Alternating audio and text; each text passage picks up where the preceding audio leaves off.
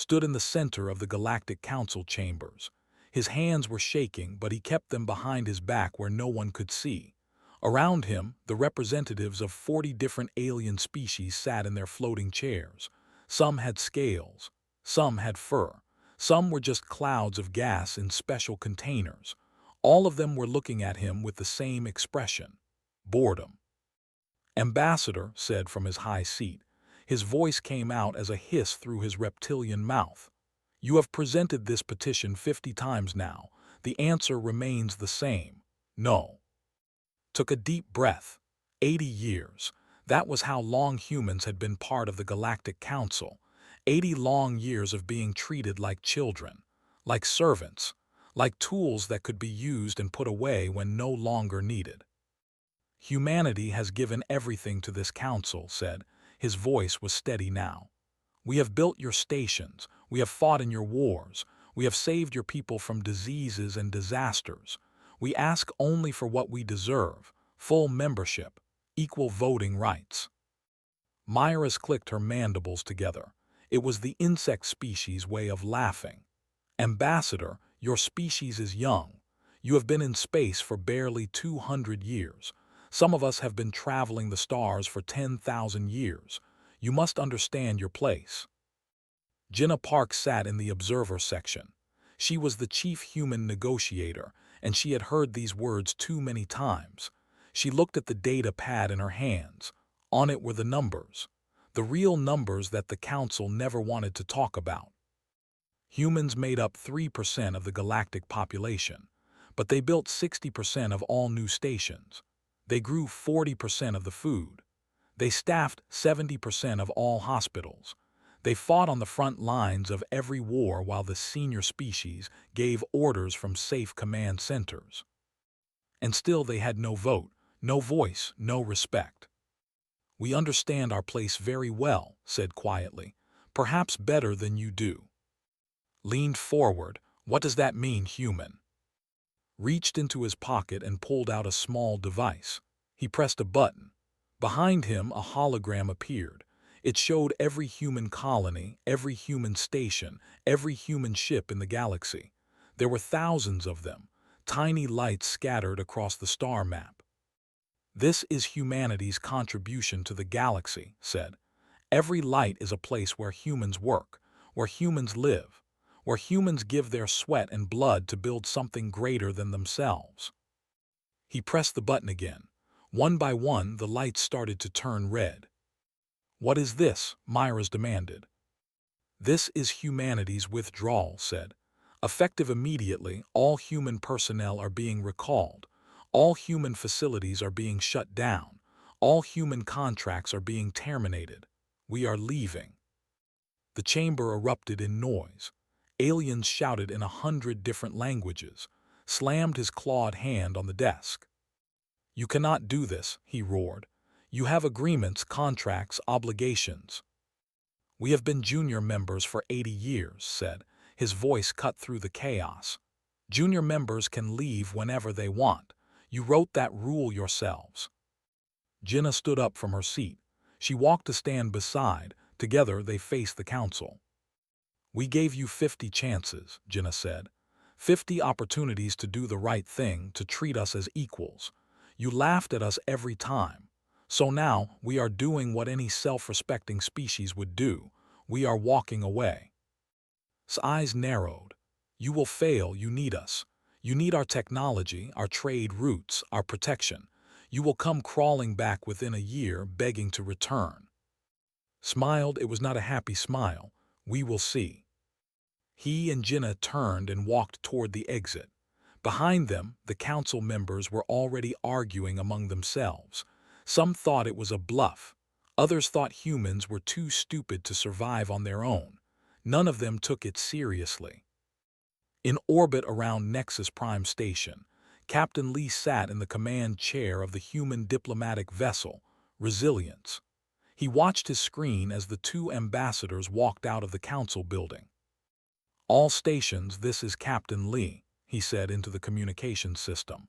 "The Exodus protocol is now active. Begin immediate withdrawal procedures." Across the galaxy, humans heard the message. In hospitals, human doctors finished their shifts and packed their bags. In factories, human engineers shut down the machines and said goodbye to their alien. In schools, human teachers hugged their students one last time and explained that they had to go home. On mining colonies in the asteroid belts, human workers boarded their ships. On research stations in the deep void, human scientists sealed their data and prepared for departure. On military bases along the frontier, human soldiers gathered their gear and formed up for evacuation.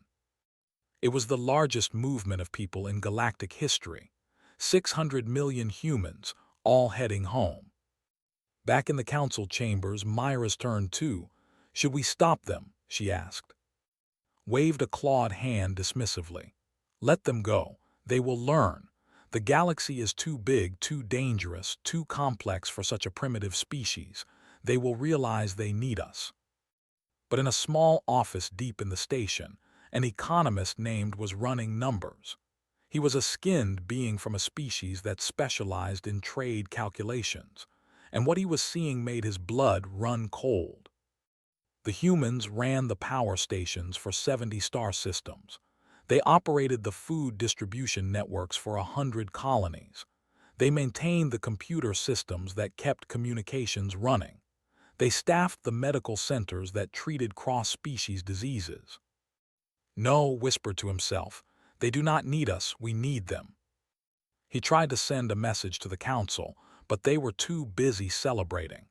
The annoying humans were finally leaving. They could replace them easily with more obedient species. Looked at his calculations again. His hands trembled as he saw the projected timeline. Within 3 months, the first systems would start to fail. Within 6 months, there would be food shortages.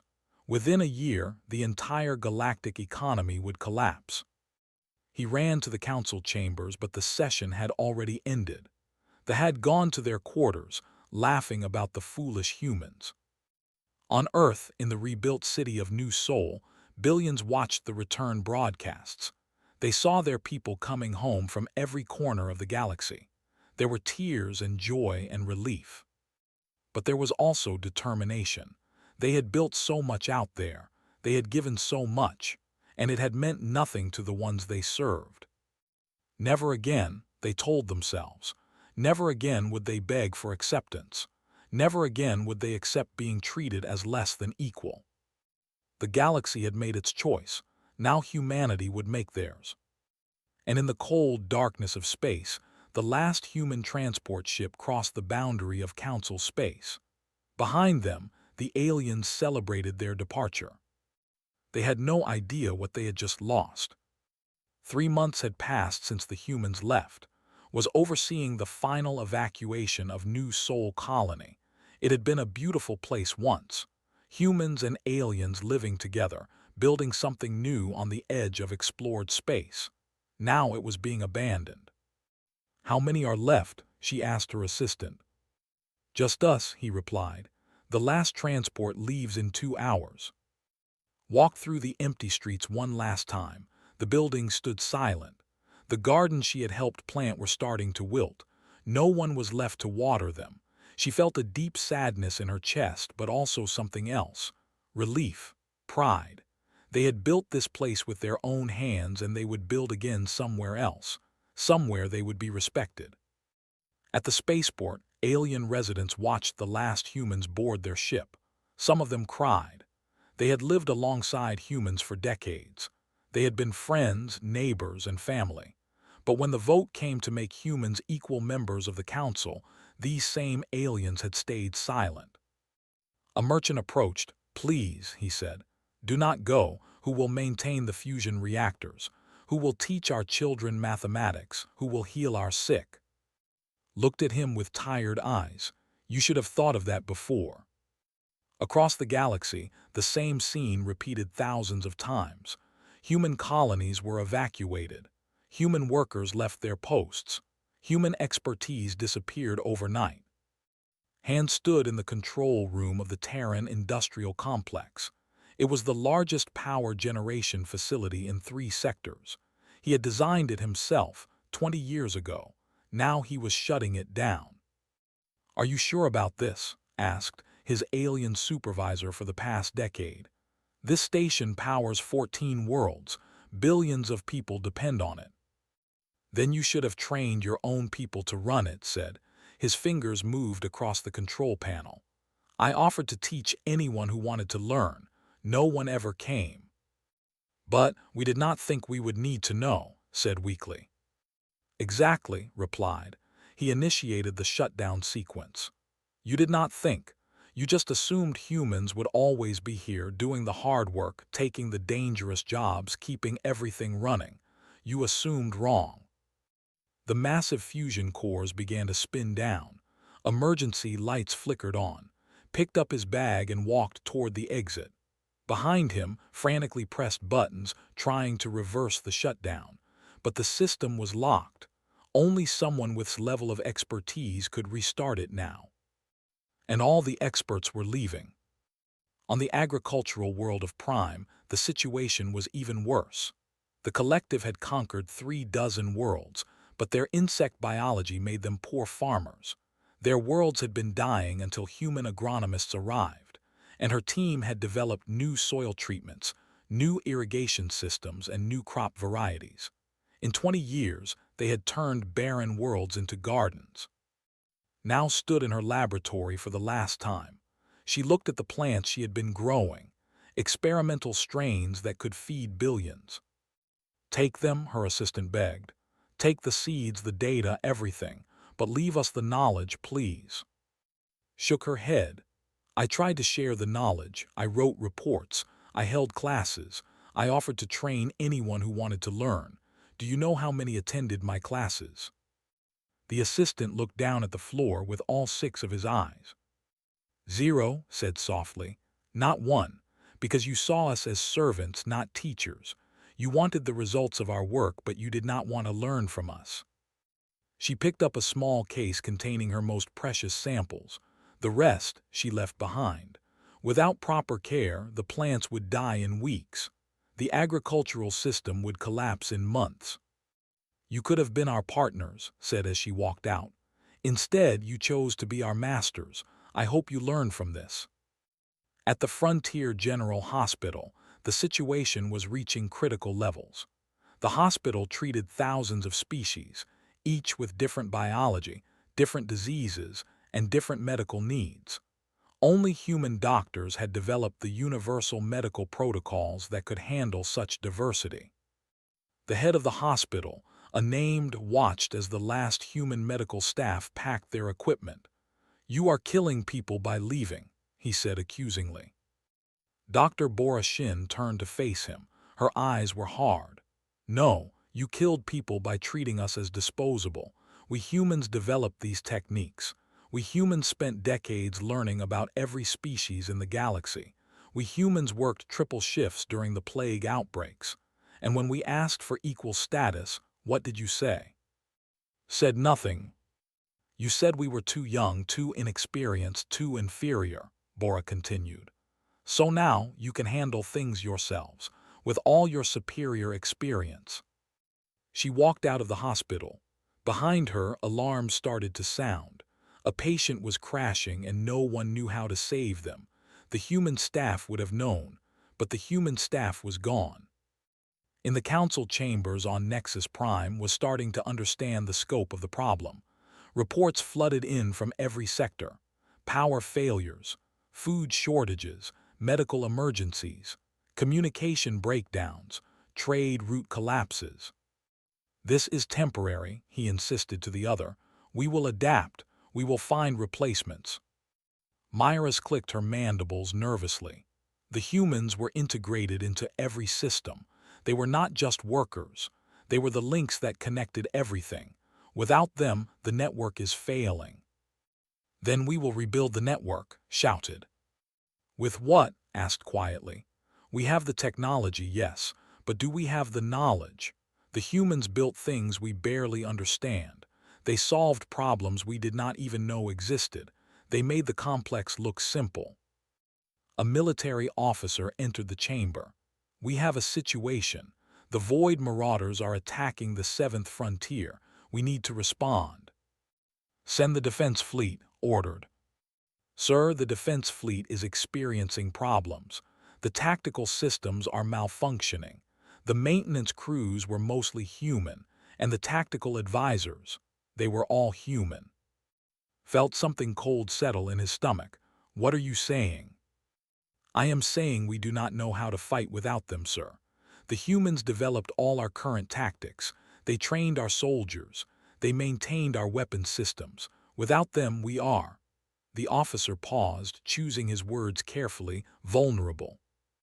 For the first time, felt genuine fear. On a transport ship heading toward Earth, Jinnah Park sat within the observation lounge. They watched the stars pass by. Do you think they will learn? Jinnah asked. Was quiet for a long moment. Some will, some never will, but that is not our problem anymore. We could have stayed, found another way to change things. We tried for 80 years, said. Sometimes, the only way to teach someone your value is to take it away. Back on Nexus Prime was working late in his office. He had been compiling data, running projections, and calculating outcomes. The results were worse than he had imagined. He prepared a report for the council. The title was simple: Cascading Failure, a Timeline of Galactic Collapse. According to his calculations, they had 6 months before the situation became irreversible. 6 months to convince the humans to return. 6 months to fix decades of arrogance and discrimination.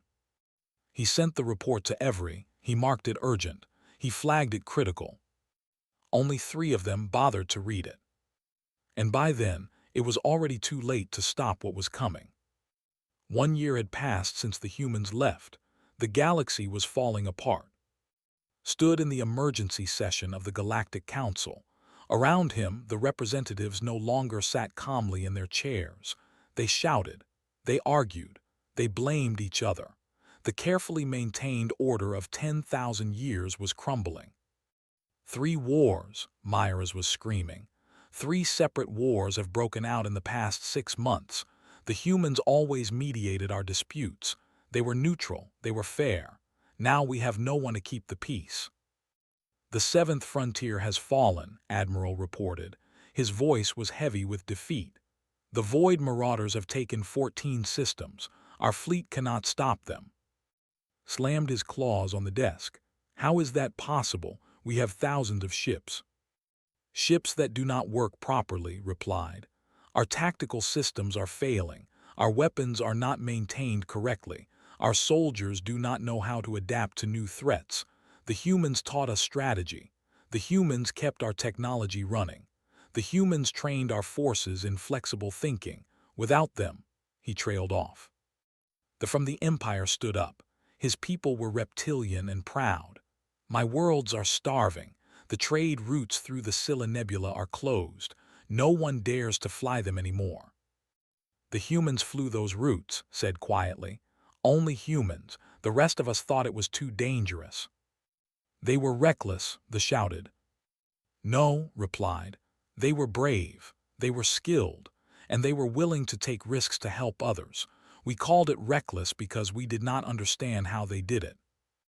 On the planet Prime, the plague had returned. The Crimson Fever had killed millions 30 years ago. Human doctors had found the cure. They had developed vaccines. They had built treatment protocols. Now those same doctors were gone and the fever was back.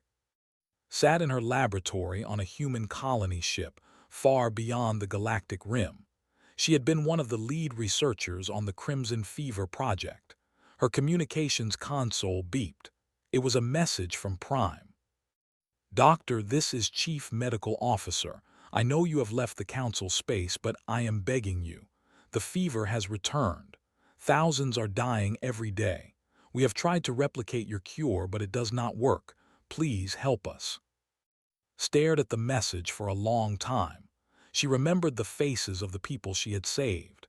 She remembered working 100-hour weeks to perfect the treatment. She remembered how grateful they had been.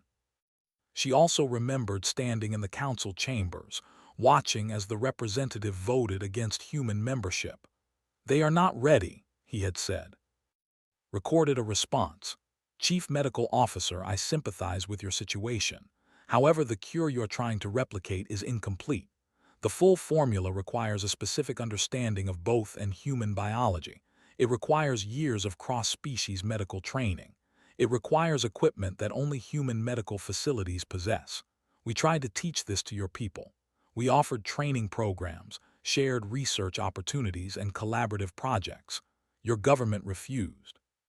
They said humans were too inferior to teach doctors. I hope you find another solution. She sent the message and turned off the console. Her hands were shaking. It was hard, so hard, but they had made their choice. Former Colonel stood on the observation deck of the human military vessel, Guardian. He had served with the Galactic Defense Fleet for 30 years. He had trained thousands of alien soldiers. He had developed the defensive strategies that had kept the frontier safe for 3 decades. Now he watched through long-range sensors as the defense fleet engaged the Void Marauders. It was a massacre. They are using the old formations, he said to his fellow officers. The ones we told them were obsolete 5 years ago. They never learned the new ones, Captain Yang replied. They thought following orders was enough. They did not understand that warfare requires creativity. The battle played out exactly as had predicted. The Marauders adapted their tactics. The defense fleet did not. Within 3 hours, 70% of the galactic ships were destroyed or retreating. Should we help them? A young officer asked. Turned away from the display. We warned them this would happen. We told them the Marauders were learning, evolving, becoming smarter. We recommended new training programs, new tactical approaches, and new defensive positions. They ignored us. They said we were too cautious, too paranoid, too fearful. Now they know we were right. A priority message came through on the secure channel. It was from Admiral himself. Colonel, I know you have retired from service, but I am requesting your assistance as a consultant. We need your expertise, please. Deleted the message without responding. Back on Nexus Prime was making a decision he never thought he would have to make.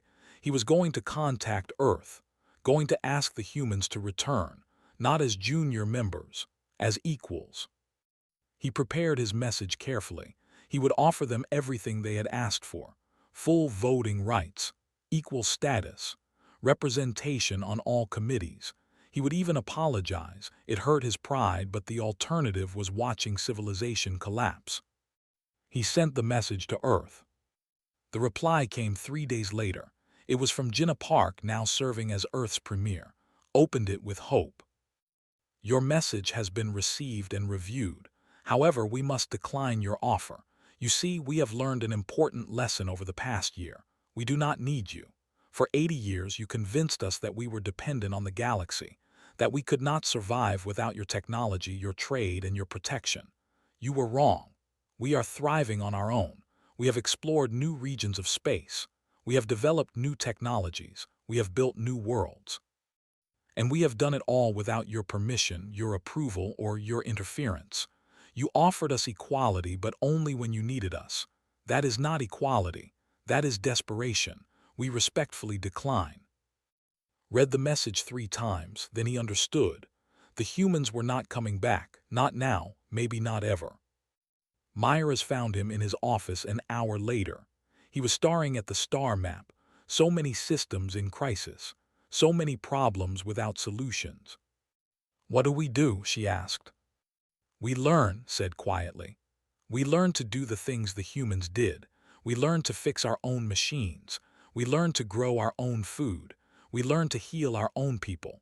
We learn to think creatively, to work hard, and to solve our own problems. That will take years, decades maybe. Then we had better start now. But even as he said the words, knew the truth. Some things could not be learned. Some things were unique to humanity. Their adaptability, their stubbornness, their refusal to give up, their ability to find solutions where none seemed to exist. The galaxy had treated humans as tools, as resources to be used, and now those tools were gone. In the darkness beyond the galactic rim, humanity was building something new, something better, something they could be proud of. The galaxy had recognized its mistake, but recognition was not the same as redemption. That would take much longer. 3 years had passed since humans left the galaxy. Park stood on the balcony of the council building on New Terra, humanity's new capital world. He looked out at the city below. Towers of glass and steel reached toward the purple sky. Gardens grew on every level. Transport ships flew in carefully organized patterns between the buildings. It was beautiful, it was peaceful, it was home. Premier Park, an aide called from behind him. The construction report is ready. Returned to his office and reviewed the data. In 3 years, humanity had built more than they had in the previous 80. 20 new worlds were being terraformed. 50 space stations orbited resource-rich asteroids. Hundreds of research facilities were exploring new technologies. They had found something wonderful out here beyond the galactic rim. Freedom. The freedom to build according to their own vision. The freedom to make their own choices. The freedom to succeed or fail on their own merits. "How is the Genesis project progressing?" asked. "Doctor reports that the 20th planet will be ready for colonization in 6 months," the aide replied. "The terraforming process is working even better than we hoped." Smiled, had been told by the council that her terraforming theories were impossible. They said humans did not understand planetary science well enough. Now she had proved them wrong 20 times over. In a laboratory on the science station Bright Future, examined the latest data from Genesis 20. The atmosphere was stabilizing. The oceans were forming. Microbial life was taking hold. In a few years, it would be a garden world like Earth. "We are creating new homes," she said to her assistant. "Not just for humans, for anyone who needs one." Her assistant looked concerned. "Do you think others will come? Aliens, I mean." Shrugged, "Maybe. If they do, we will treat them as equals, as partners.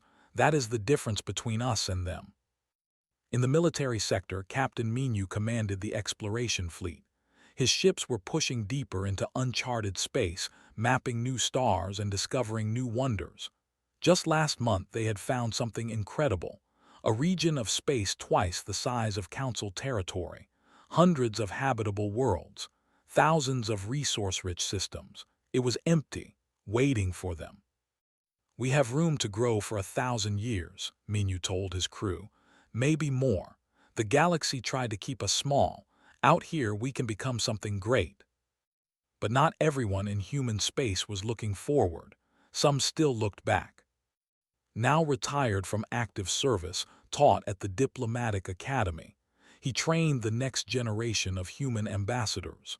One day, a student asked him, "Do you think we will ever return to the galaxy?" Thought carefully before answering. "We left because they would not see us as equals.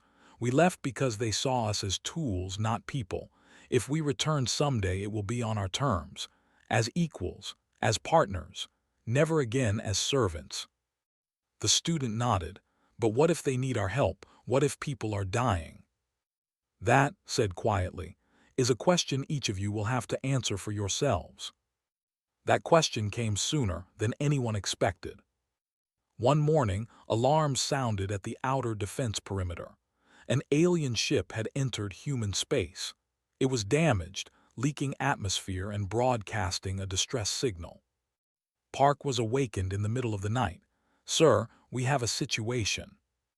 He arrived at the command center within minutes. On the screen, he could see the alien vessel. It was a transport, badly damaged from weapons fire. "Are they armed?" asked.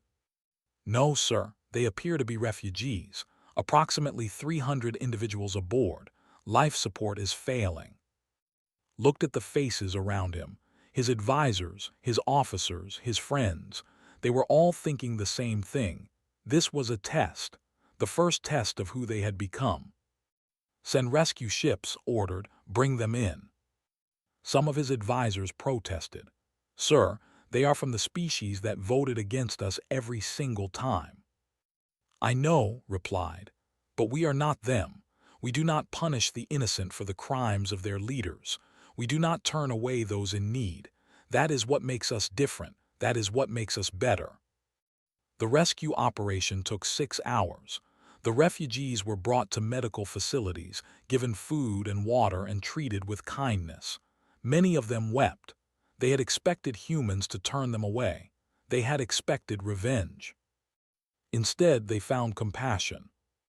The leader of the refugees was named. He was old, his scales with age. Met with him once he had recovered enough to talk.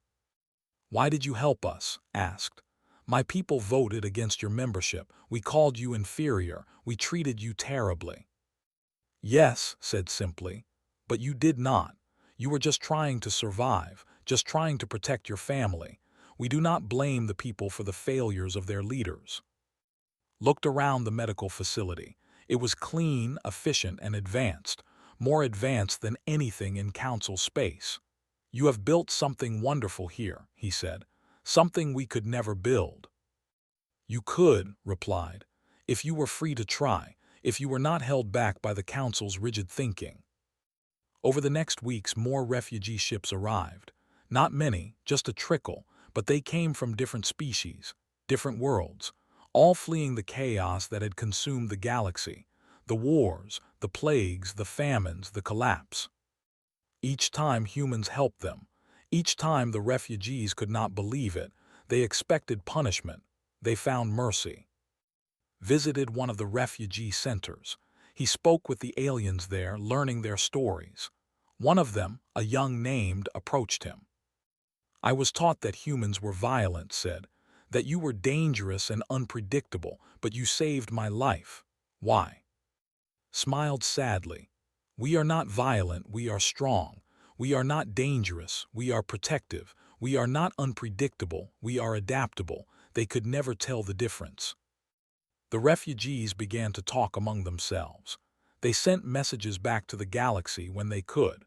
They told stories of what they had seen, of human worlds that gleamed like jewels, of human technology that surpassed anything the council possessed, of human kindness that was given freely without condition. Word spread, slowly at first, then faster. Humanity had not failed. Humanity had transcended. In his office, met with his advisors to discuss the refugee situation. "They will want to stay," said. "Many of them have nothing to return to."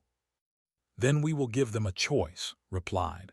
"They can stay and become part of what we are building, or we will help them repair their ships and give them supplies to reach safe harbor. But if they stay as equals. We will not create the same system that failed us." That night stood on his balcony again. He thought about the journey humanity had taken, the pain of rejection, the strength found in exile, the beauty of freedom. They had walked away from the galaxy, and in doing so they had found themselves. But the galaxy was not done with them yet, and they were not done with the galaxy. The future was still unwritten, and it would be more complicated than anyone imagined. 5 years had passed since the Exodus. Stood at the airlock of his ship, waiting for permission to dock with the human station. He felt old, tired, humbled. Behind him stood a delegation of 20, representatives from species across the galaxy. They had come together for one purpose: to beg. The airlock opened. A human woman stood there dressed in a simple uniform. "I am Ambassador Moon. Welcome to Unity Station. Please follow me." The delegation walked through the station in silence. What they saw amazed them. The technology was decades ahead of anything in council space. The corridors were clean and bright. The people they passed, both human and the alien refugees who had joined them, looked healthy and happy. "You have built something incredible here," Myers admitted quietly. "We built what we needed," replied simply. "When you do not waste energy on maintaining hierarchies, you have more time for actual progress." They were led to a conference room. At the far end sat Premier Jinnah Park. She had aged in the 5 years since last saw her, but her eyes were still sharp and clear. "Please sit," Jinnah said. I understand you have traveled a long way. Sat down. His claws clicked nervously on the table. Premier Park, I will not waste your time with pleasantries. The galaxy is dying. Wars consume entire sectors. Plagues kill billions. Trade has collapsed. Entire civilizations are on the brink of extinction. We need your help. Why? Jinnah asked calmly. Blinked. What do you mean, why? Why do you need our help? Jinnah clarified. You have thousands of species, millions of scientists, billions of workers. Why do you need humans? The room was quiet. Finally, Myra spoke. Because we were wrong. We thought you were just workers, just soldiers, just tools we could use, but you were the foundation. You were the connections that held everything together. Without you, we realized we had built our civilization on sand. Jinnah nodded slowly. Continue. Took a deep breath. We offer you everything you asked for 5 years ago: full membership, equal voting rights, representation on all councils. We offer formal apologies. We offer reparations. Please come back, help us rebuild. No, Jinnah said simply. The word hung in the air like a blade. But people are dying, stammered. Billions of innocent people who had nothing to do with the decisions we made. I know, Jinnah replied. Her voice was sad but firm. And that weighs on us. But you are asking us to return as saviors, as rescuers. That is still not equality. That is still you needing us more than you respect us. Admiral Lee entered the room. He was older now, his hair at the temples. He had commanded the Human Defense Forces for 5 years, keeping their new territory safe. We have debated this question for months, said. In our government, in our schools, in our homes. What do we owe the galaxy that cast us out? We owe them nothing, said a voice from the doorway. A young woman entered. She wore the insignia of a cultural. But that does not mean we should do nothing. I am Lee. I was born the year humans left the galaxy. I grew up hearing stories of the injustice you caused, but I also grew up learning human values, compassion, cooperation, equality. And those values tell me that we must help, not because you deserve it, but because innocent people do not deserve to suffer. Looked at this young woman with hope. Then you will return. No, said. We will not return to the galaxy as it was, but we will help you build something new, something better. Jinnah pulled up a holographic display.